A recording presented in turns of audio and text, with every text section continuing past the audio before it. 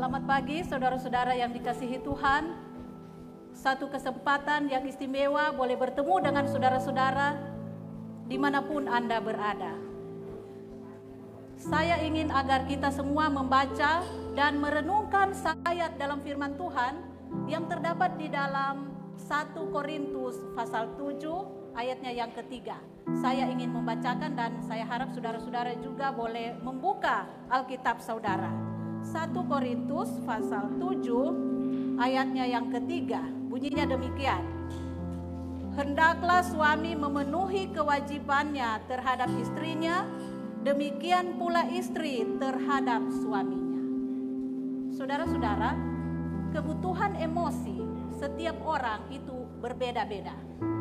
Seorang anak kembar pun tidak akan memiliki emosi yang persis sama satu dengan yang lainnya, meskipun dalam banyak hal ada kesamaan di antara keduanya. Begitu juga antara suami dan istri, ataupun antara orang tua dan anak-anak. Pasti saudara-saudara, gejolak emosi mereka berbeda. Bicara tentang emosi, tentunya ada banyak kebutuhan emosi yang dimiliki oleh seorang istri. Bolehkah Ibu Walean memberikan atau menyampaikan salah satu contoh kebutuhan emosi dari pihak istri? Baiklah, sebelum saya akan sebutkan salah satu kebutuhan emosi dari seorang istri, saya ingin mengatakan bahwa seorang suami harus mengetahui gejolak emosi istrinya sebagai pasangan hidupnya yang setiap hari bertemu. Begitu juga sebaliknya. Nah, salah satu kebutuhan emosi istri, ini salah satu ya, mereka sangat ingin dicintai oleh suaminya. Pada saat kami sebagai istri dicintai oleh suami, maka kami juga merasa dihargai olehnya. Bagaimana dengan suami? Apakah kira-kira kebutuhan emosi suami yang perlu diketahui oleh seorang istri?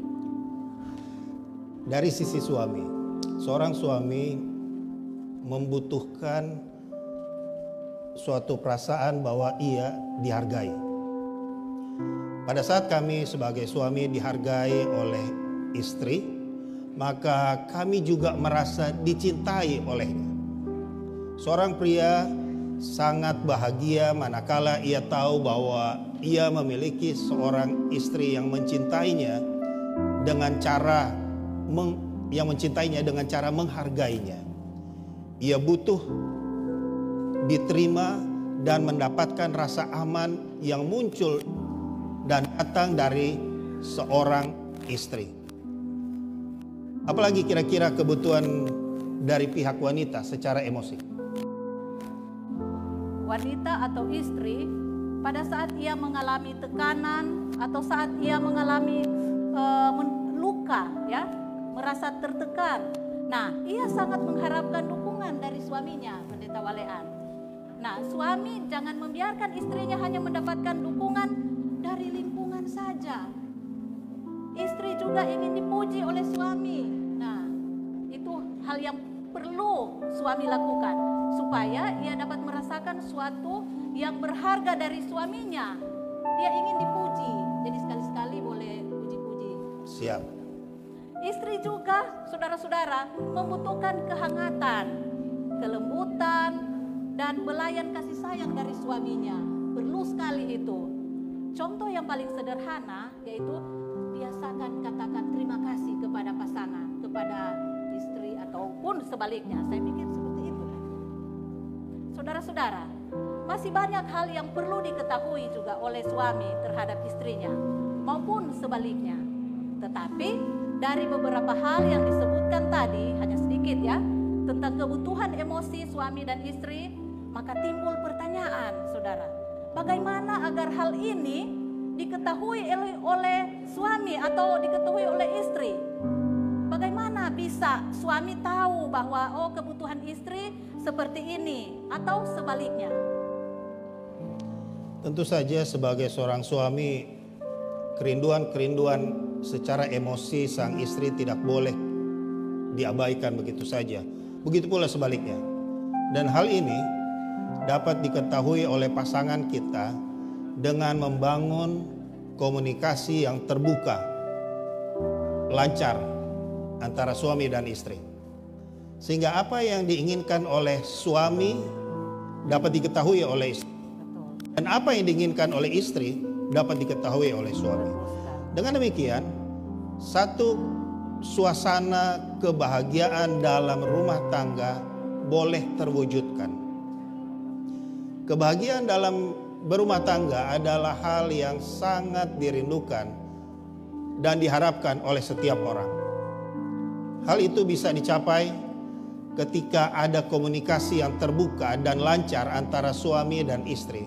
Sehingga apa yang dituliskan di dalam 1 Korintus 7 ayat 3 boleh terwujudkan. Dalam ayat itu dikatakan, hendaklah suami memenuhi kewajibannya terhadap istrinya, demikian pula istri terhadap suaminya. Nah, saudara-saudara pemirsa dimanapun Anda berada, memang masih banyak hal-hal lagi yang perlu diperhatikan dalam kehidupan suami istri. Tetapi kiranya dengan pertolongan Tuhan, hal sederhana yang baru saja kita bicarakan tadi akan membawa dampak yang positif pada saat pasangan-pasangan suami dan istri menghidupkannya di dalam kehidupan setiap saat. Saudara-saudara, Tuhan kiranya memberkati keluarga saudara masing-masing adalah doa kami. Mari kita berdoa. Ya Tuhan Bapa di surga, terima kasih ya Tuhan untuk hari Sabat ini. Terima kasih untuk keluarga yang Tuhan berikan kepada kami. Kami rindu agar keluarga kami masing-masing boleh menikmati kebahagiaan yang tentu saja Tuhan persiapkan.